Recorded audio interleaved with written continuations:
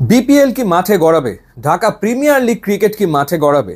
আমিনুল ইসলাম বুলবুলের নেতৃত্বাধীন নতুন বোর্ডের সবচেয়ে বড় চ্যালেঞ্জ সময় মতো বিপিএল আয়োজন করা। হাতে সময় একেবারেই নেই। ডিসেম্বরের মাঝামাঝি থেকে জানুয়ারির মাঝামাঝি এই সময়টাতেই আসলে বিপিএল আয়োজন করার পরিকল্পনা রয়েছে এবং এরই ভেতরে কিন্তু তামিম ইকবাল যেরকম বলে দিয়েছেন যে আমিনুল ইসলাম বুলবুল অবৈধ সভাপতি, তার নেতৃত্বে কোনো ক্রিকেট আসলে নয় এবং সেই ক্ষেত্রে ঢাকার যে ক্লাবগুলো তারাও আসলে ক্রিকেটকে একরকম বর্জন করেছে। তো সেই ক্ষেত্রে প্রশ্নটা উঠে যায় যে বিপিএলটা হবে কিনা এবং হলে সেখানে কারা খেলবে। ফরচুন বরিশাল খেলবে না এরকমটাই আসলে আমরা শুনেছি। ইনফ্যাক্ট গতবারের যে ফ্র্যাঞ্চাইজিগুলো তাদের সাথে বিসিবির যে 3 বছরের চুক্তি সেটা শেষ হয়ে গেছে। সুতরাং এবার বিপিএলে দেখা যাবে নতুন সব দলগুলোকে।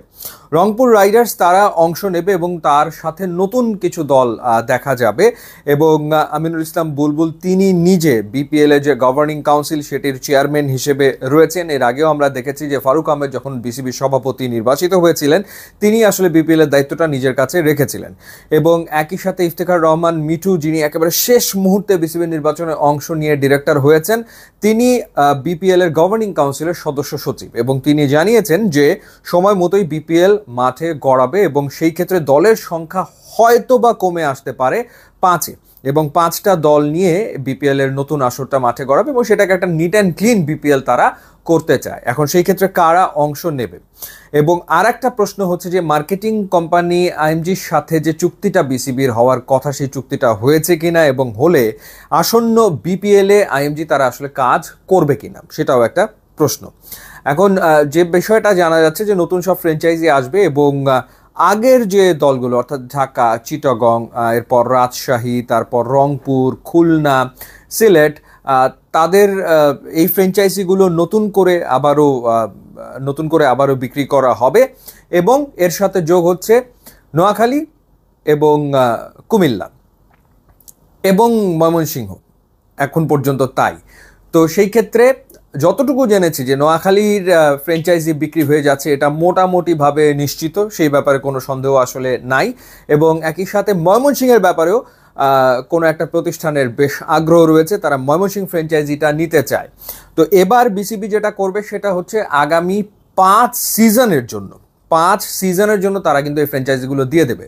সুতরাং এবার যেসব প্রতিষ্ঠান ফ্র্যাঞ্চাইজি নেবে না তারা কিন্তু আগামী 5 সিজনে আর আসলে পাচ্ছে না। সুতরাং অনেকেই হয়তো আগ্রহ প্রকাশ করবে এমনটা মনে করা হচ্ছে, যেহেতু বিসিবি 5টা সিজনের জন্য ফ্র্যাঞ্চাইজি তারা ছেড়ে দেবে, ফ্র্যাঞ্চাইজির মালিকানা তারা বিভিন্ন প্রতিষ্ঠানকে দেবে। তো যতটুকু জানতে পেরেছি যে রংপুর রাইডার্স সেখানে কোনো অদল বদল হচ্ছে না।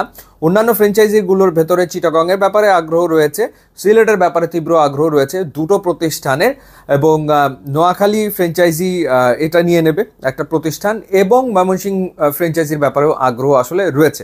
পাশাপাশি রাজশাহীকে নিয়েও কথাবার্তা চলমান রয়েছে। রাজশাহী ফ্র্যাঞ্চাইজি আগের বার যাদের কাছে ছিল তাদের কাছে তো আর থাকছে না, নতুন একটি প্রতিষ্ঠান তারা রাজশাহীর ব্যাপারে আগ্রহ দেখিয়েছে। তো সব মিলিয়ে 5টা দলের বিপিএল হতে পারে, সেই সংখ্যাটা 6-এও আসলে হয়ে যেতে পারে এবং ভেন্যুর সংখ্যা বাড়ছে একটা নিশ্চিতভাবেই। এতদিন আমরা দেখেছি যে ঢাকা, চিটাগং এবং সিলেট এই 3টা জায়গাতে বিপিএল এর ম্যাচ আয়োজন করা হয়েছে। এবার সম্ভবত রাজশাহী যুক্ত হয়ে যাচ্ছে, রাজশাহীতে বিপিএল আয়োজন করার এক রকমের প্রস্তুতি আসলে বিসিবির নতুন যে বোর্ড তারা নিয়ে ফেলেছে। সেটা জানা যাবে আর কিছুদিনের ভেতরে এবং আইএমজির সাথেও আসলে চুক্তিটা স্বাক্ষর হয়ে যাবে, তারা মার্কেটিং পার্টনার হিসেবে থাকবে বিসিবির সাথে।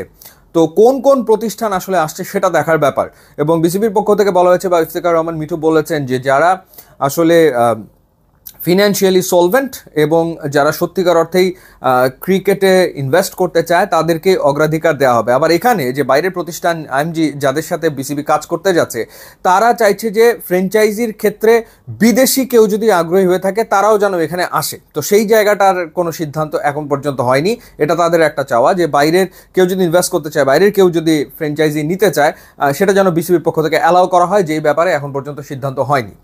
মোটা দাগে 5 দল নিয়েই হওয়ার সম্ভাবনা, সেটা 6-এ হতে পারে।